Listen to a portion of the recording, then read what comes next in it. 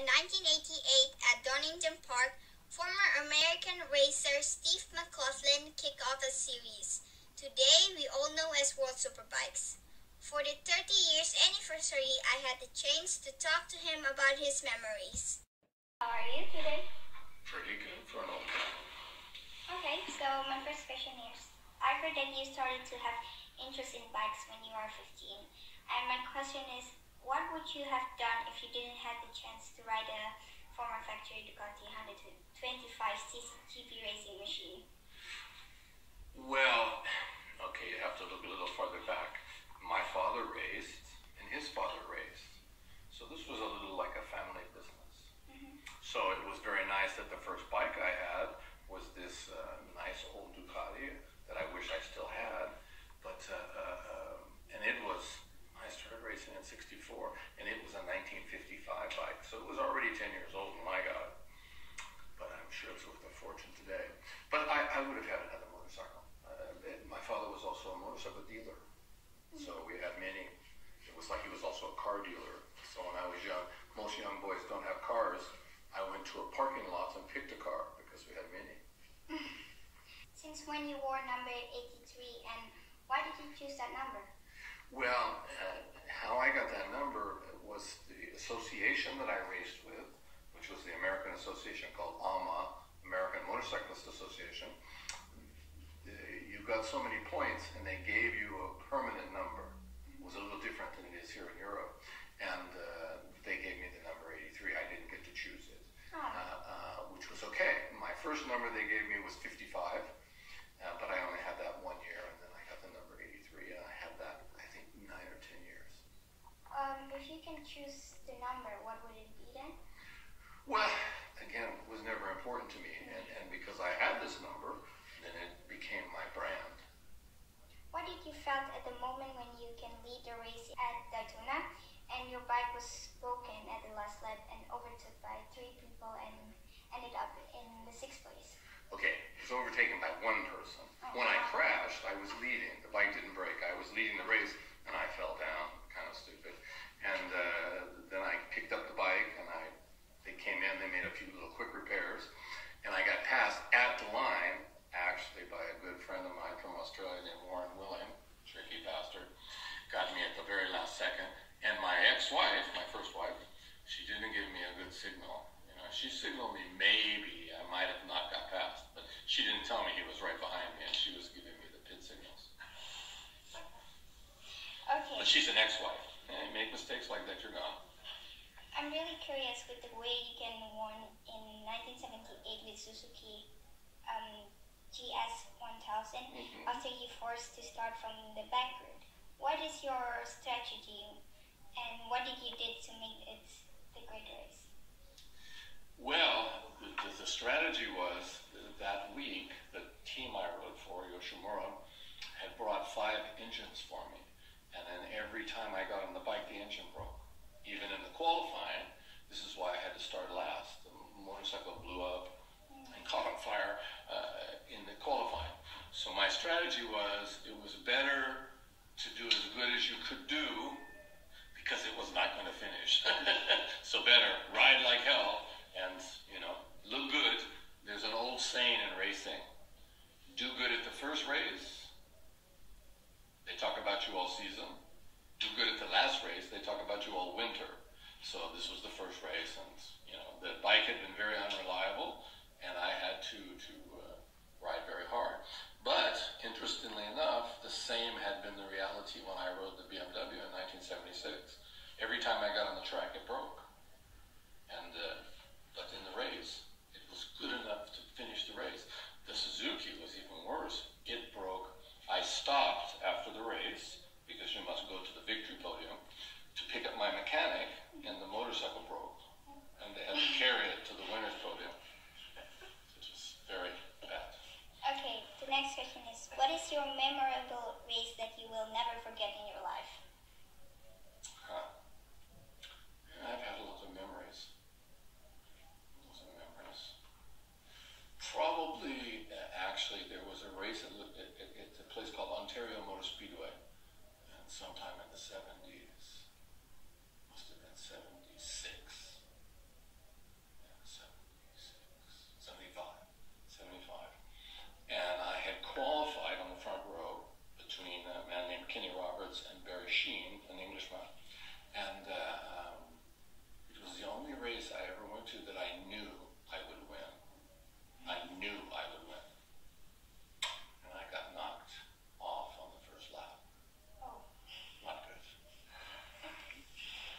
Okay. By Giacomo Agostini. I mean, if you're going to get knocked off, go by the big guy. Which to this day he still says is not true, but unfortunately I have the tire print to prove it. Okay. As you rode almost all the brand of motorbike, what is your favorite one so far? From the power and also from the speed. Oh, well, that's a difficult question because the motorbikes you ride, they're all different by the time you have them. And because I'm so old, they were making faster and faster all the time. So you can't really judge them by the speed.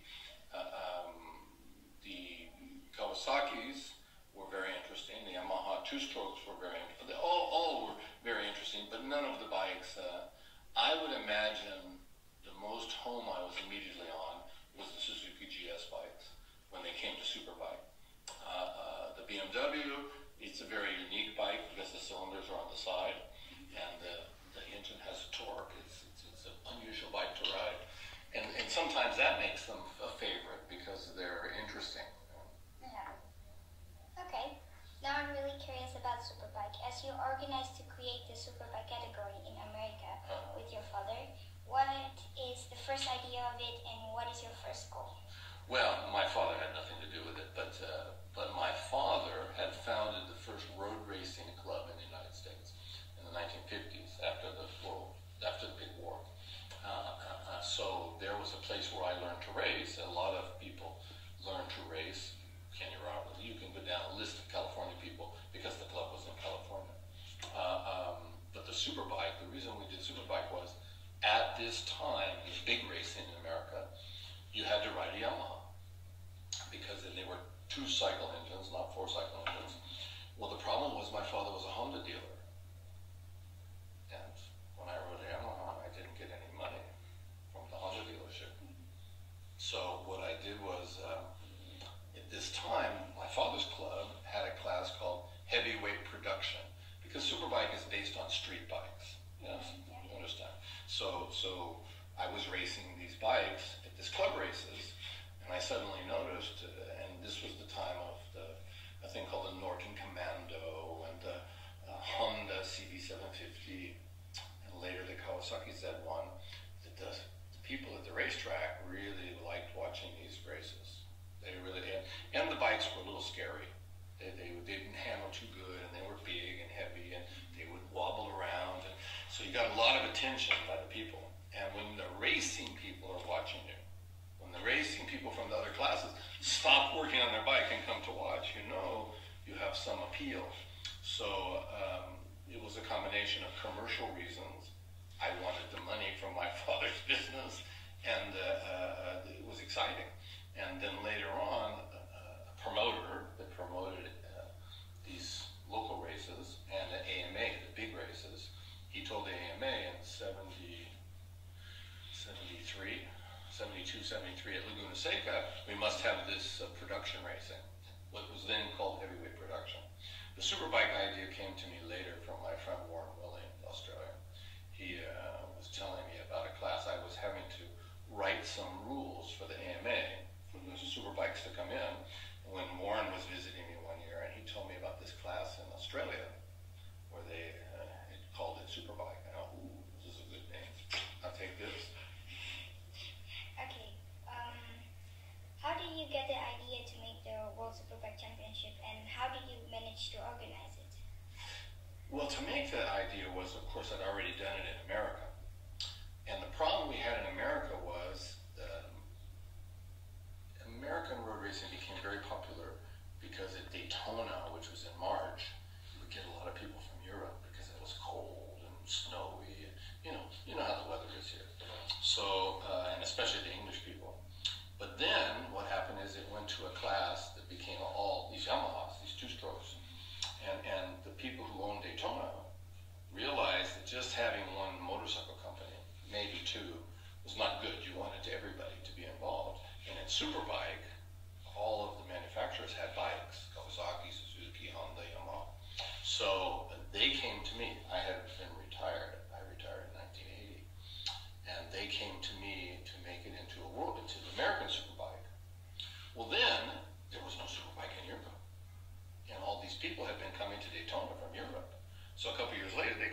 said, come down to Daytona. We have to do something. There's nobody coming from Europe. So I went over to Europe, and I knew many people here, so I talked to many people for a year, went around, said, what do you think? What's a good idea? And realized that if we said it was a world championship, the Europeans would get very excited about it, and then maybe they would come back to Daytona. But to say it's a world championship, you had to go to the big federation, the FIM, in Geneva. So I started taking meetings there, and fortunately or unfortunately, there's many arguments. After 4 years, they agreed with the idea that I had been putting forward to make a world championship. And I had a few people helping me, not too many, and we ran it the first year, which started it. But the company who had supported me financially lost all their money in a bad stock market a few years before. So I had no more money at the end of the first year, so I left. It was okay, I started it, that was the important thing. What did you remember from the first World Superbike in Donington in 1988? So many things. It was a big casino. We had so many problems, but it was a lot of fun. First, my New Zealand partners with the money, they were supposed to pay money in front at each race that they hadn't paid. And suddenly, just before the start of the race, the jury, which were the FIM guys, called me to this meeting, and I went, oh, I'm in trouble now. They found out there's no money. And I had one of the partners from New Zealand was English, and he came with me, and we were both a little shaky. But instead, when we got there, they were so nice, they had a bottle of champagne and said, congratulations, the first race. And the second thing that was just horrible, I went to my suite to watch the start of the race, and I looked down, and there was a bunch of screaming and yelling people. There was Steve Parrish, who's the English, he was manager of the Yamaha team, and Marco Lucanelli from Ducati, and they're waving their hands, and they're jumping up and down, and the race isn't starting. What is this, you know? So I had to go down and find out, and when I got down there, what had happened is there's several ways you start the motorcycle. And if you've gone to some old events with Emery, you'll see sometimes you push the bike. That's the kind of starting called push start. Well, the FIM had changed that rule to what we call live engine, what you see now. But when I wasn't looking, some of the old guys at the FIM who didn't like this idea, they wrote a little rule in the Superbike that on the sighting lap, first thing you take, you must bump start the bike. Well, the problem was one guy who rode Pirovano, an Italian, was maybe this much taller than you. I mean, he couldn't put his feet on the ground, let alone push this bike. And the Ducati, I don't know, what do you think, Emery? It had 200 to 1 compression. I mean, it took 5 Italians, and we didn't have those starting engines then. And so it was not possible for these guys to start the bikes. But because these riders and team managers were screaming at the officials, you know, the officials weren't becoming mean and mad, you know. So I asked them to please go away and let me speak to the officials. And I was able to get them to agree that we wouldn't do this, and then I would talk to the big boss in Geneva, a man named Luigi Brini, and get the rule changed. Because I didn't know about this. You know, when you do something like this, there are many people and many rules, and you can't do 100% of everything. So some things kind of snuck away from me. I didn't know. So that was very exciting. That, and then many of my friends' wives from the MotoGP, it's not MotoGP then, FIMGP were there, English wives, and they were talking about, you know, they didn't like the idea of this Superbike. And I said, but you must look. I have the best looking guys. You have one Japanese that's kind of good looking, and Frankie Keeley, one Italian. The rest of your guys are ugly as hell. I have Fred Merkel, I have Barco, I have all these handsome guys. I'm going to win because I have the best looking guys. Much better TV than what you have in the MotoGP. How do you think about the Superbike World Championship right now? I'm a little sad in one idea. It is based on street bikes. So today, while you guys were driving, I watched the first race from, where was it?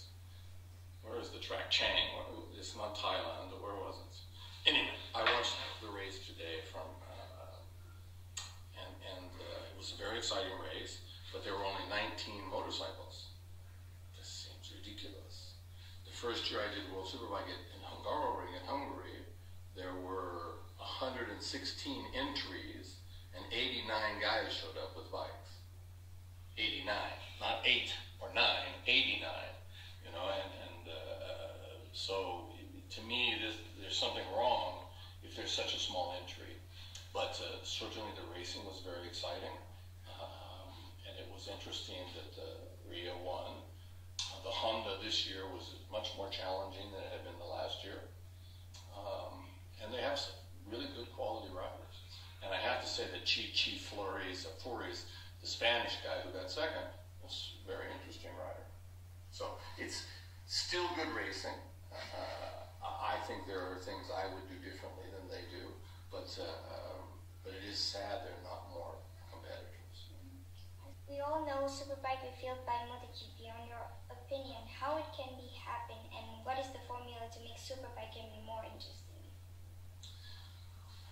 Well, this is a difficult question because originally the Superbikes, when I raced, they didn't look like the GP bikes. They looked totally different. They didn't have those outside plastic, the fairing, you set up. So this is one thing that is hard. They look the same. And in many ways, they're not a lot slower than the MotoGP bikes. I think there's several things that you could do that could change this. But right now, I think the real problem is people who say this or think this, they don't understand.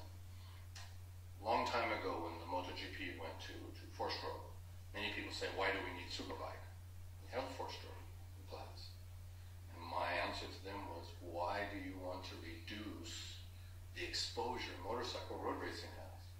Right now you have 2, Superbike and GP, on TV. Why do you want to have only one? I don't see the logic to this. There's much less marketing, much less interest by the fans. So you think that some of the people just doesn't understand why we just need to MotoGP, because Superbike can also be interesting, and that's what you mean. Sure. In America, for example, or here in Europe, you have Formula One. Well, in America, we have NASCAR and we have Indy cars. Indy cars look a little like Formula One, and NASCAR look a little like street cars, kind of like street cars. Used to look like street cars, kind of like street cars. So you have this, like Superbike, the NASCAR, and you have the Formula One and the Indy car. There's no reason you can't have 2 series. And tragically, most people, most humans, and certainly motorcycle people, they're much more negative about limiting than expanding. You understand? Mm-hmm. And this is the sad thing, because it's, we're motorcyclists. We should want more motorcyclists. After look your journeys, you prefer world knowing you as a rider or as a father of Superbike? I don't care about either one, really. I'm me. You know me, I am how I am. Some people like me, some people don't like me. It's not important. Your life is a journey. The best part of the journey is the people you know, the family you have. That's what your life should be about. It shouldn't be about if you're famous or that's for me, that's people like Donald Trump. That's important to them. What's important to me is I accomplish what I want to do. Money is not important. Popularity is not important. You don't want to be unpopular and you don't want to hurt people. But and certainly as I've gotten older, I'm easier than that. When I was younger, I was much more aggressive. And I'm aggressive about what I want to do, but not towards people. Because overall, to do things, you must get everybody to help. Normally, unless you're painting a picture or